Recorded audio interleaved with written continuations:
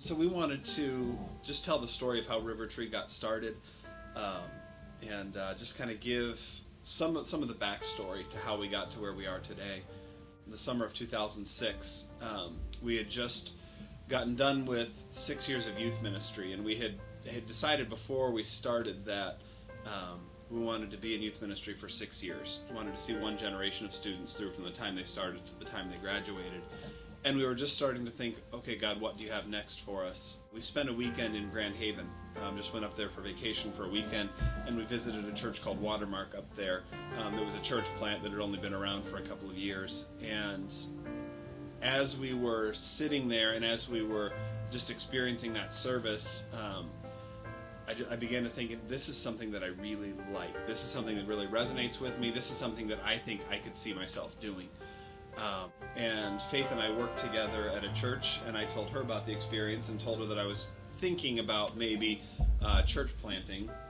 And I don't remember what your exact words were. I think it was, that sounds really great, have fun, you're crazy. A month or so after that, Faith came into my office and said, hey, is this something you're still thinking about? And I said, yeah. And she said, well, I think we need to get together and start praying about it, because I think this is something God wants us to do. And so Faith and Nathan and Janelle and I started getting together just once a month and praying and saying, okay, God, is this what you want us to do? I think it was the day or the day before we were scheduled to have our first prayer time. I had gone to a youth pastors meeting in Grand Rapids, and at that meeting was our district superintendent.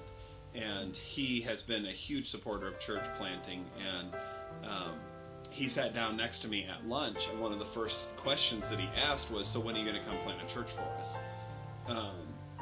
And I wasn't really sure what to say at that point, because I thought, well, maybe soon, I don't know. And right around that same time, Faith had a conversation with somebody.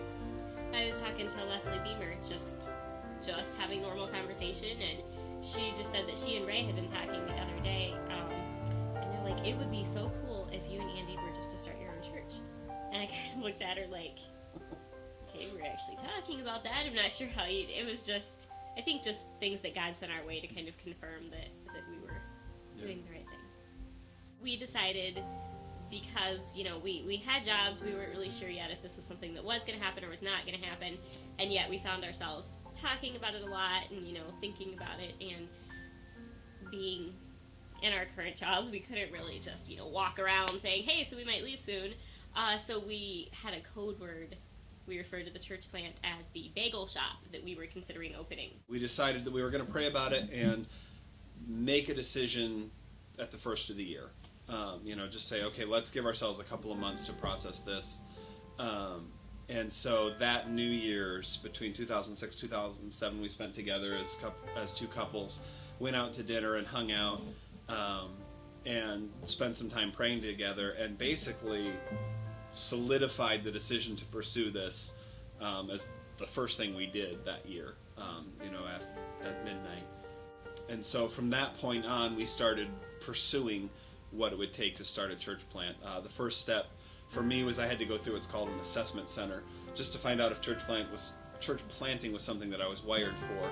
And came just some tough conversations that we had to have with the church we were at. We loved the people there, and just trying to cast the vision for what we really felt like God wanted us to do. So we went through that process, and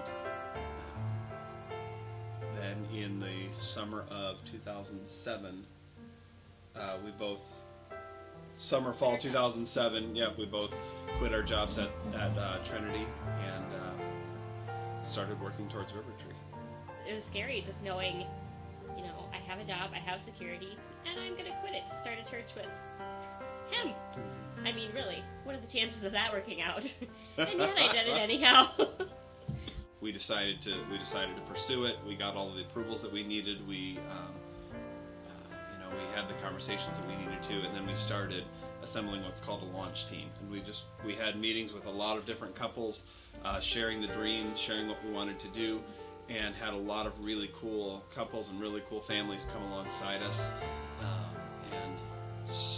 help start forming the core of Rivertree, and most of those couples are still with us today. We started meeting on Sunday nights, just dreaming about what it would look like and forming the foundation for that. And on February 10th of last year, that was our launch Sunday, and we launched on what was probably the coldest day of the entire year. It was absolutely miserable unloading the trailer. I had the feeling that no one was going to show up because I don't know that I would have shown up. But we had a really good turnout, and we've been rolling ever since.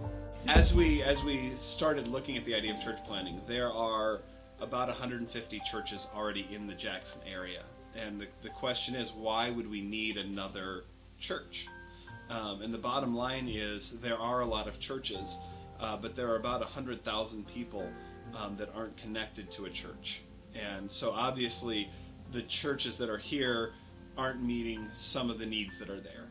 And so we wanted to try something different. We wanted to connect with people who aren't going to church anywhere. And that's been the goal of Rivertree all along. We didn't want to pull people from this church and from this church and from this church and form our own little group. We wanted to connect with people who weren't going to church anywhere and help them connect with God.